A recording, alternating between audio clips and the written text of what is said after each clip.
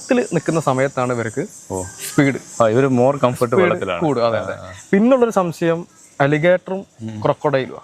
അപ്പൊ അലിഗേറ്റർസ് ആണ് എന്നാണ് ചില ആൾക്കാരൊക്കെ വിചാരിക്കുക. അലിഗേറ്റേഴ്സ് ഉണ്ടോ, അലിഗേറ്റർ ആണോ ഇത് എന്നുള്ളത്. പക്ഷെ അലിഗേറ്റർ ശരിക്കും നമ്മളെ ഇന്ത്യയിലില്ല. അലിഗേറ്ററും മുതലയും തമ്മിലുള്ള വ്യത്യാസം എന്ന് വെച്ചാൽ അവിടെ നമുക്ക് ജോ കാണാം. അത് ശ്രദ്ധിച്ചു നോക്കിയാല് ജോ യു ആൻഡ് വി ഷേപ്പിലാണ്.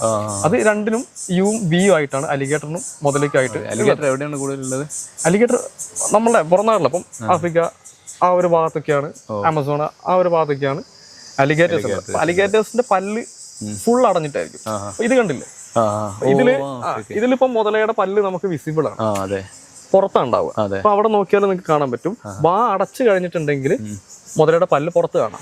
പക്ഷെ അലിഗേറ്റേഴ്സിന് വാ അടച്ചു കഴിഞ്ഞാൽ പല്ലെല്ലാം ഉള്ളിലായിരിക്കും, നമ്മളെ പോലെ തന്നെ. അപ്പൊ അത് ഒരു പ്രധാന വ്യത്യാസമാണ്.